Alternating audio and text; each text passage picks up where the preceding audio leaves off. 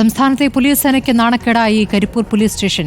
ചോർന്നിരിക്കുന്ന വാടക കെട്ടിടത്തിലാണ് സ്റ്റേഷന്റെ പ്രവർത്തനം. ഉദ്യോഗസ്ഥർക്ക് ഇരിക്കാൻ പോലും ഇടമില്ല. പ്രതികൾക്കായി സെൽ പോലുമില്ലാത്ത ഇവിടെ ആയുധങ്ങളോ തൊണ്ടി മുതലോ സൂക്ഷിക്കാൻ സ്ഥലമില്ല. ഫയലുകൾ മഴ നനഞ്ഞും എലിശല്യം മൂലവും നശിക്കുകയാണ്. കരിപ്പൂർ വിമാനത്താവളത്തിലെ കേസുകളടക്കം രജിസ്റ്റർ ചെയ്യുന്ന സ്റ്റേഷനാണ് ഈ ദുർഗതി.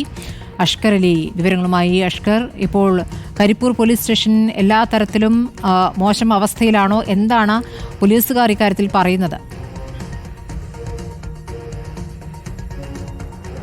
സ്മൃതി, കഴിഞ്ഞ കുറേ കാലങ്ങളായി വാടക കെട്ടിടത്തിലാണ് ഈ കരിപ്പൂർ പോലീസ് സ്റ്റേഷൻ പ്രവർത്തിക്കുന്നത്. വാടക കെട്ടിടം എന്ന് പറഞ്ഞാൽ മാത്രം പോരാ, ഒരു തരത്തിലും അറ്റകുറ്റപ്പണിയോ പുനരുദ്ധാന പ്രവർത്തനമോ ഒന്നും നടത്താത്ത സ്ഥലപരിമിതികളാൽ വീർപ്പുമുട്ടുന്ന ഒരു പോലീസ് സ്റ്റേഷനാണ് ഈ കരിപ്പൂർ പോലീസ് സ്റ്റേഷൻ എന്ന് പറയുന്നത്.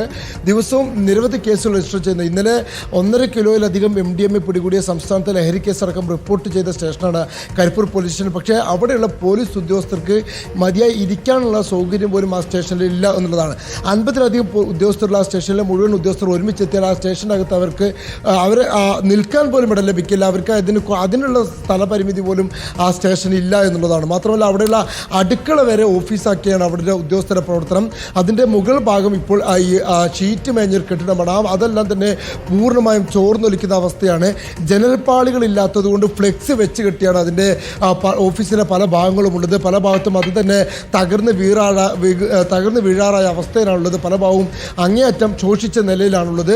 അവിടെയുള്ള ആയുധങ്ങൾ സൂക്ഷിക്കുന്നതിനോ അല്ലെങ്കിൽ ഫയലുകൾ സൂക്ഷിക്കുന്നതിനോ തൊണ്ടിമുതലുകൾ സൂക്ഷിക്കുന്നതിനോ ഒന്നും തന്നെ കൃത്യമായ സംവിധാനങ്ങളോ മുറികളോ ഇല്ല.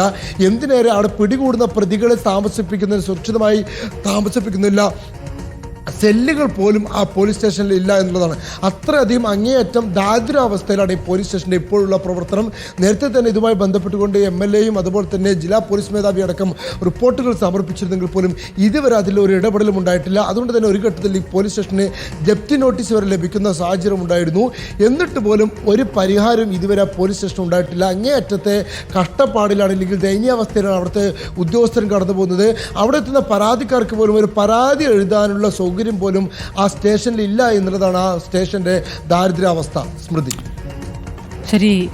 സേനയ്ക്ക് നാണക്കേടായി തന്നെയാണ് ഇപ്പോൾ കരിപ്പൂർ പോലീസ് സ്റ്റേഷൻ നിൽക്കുന്നത്.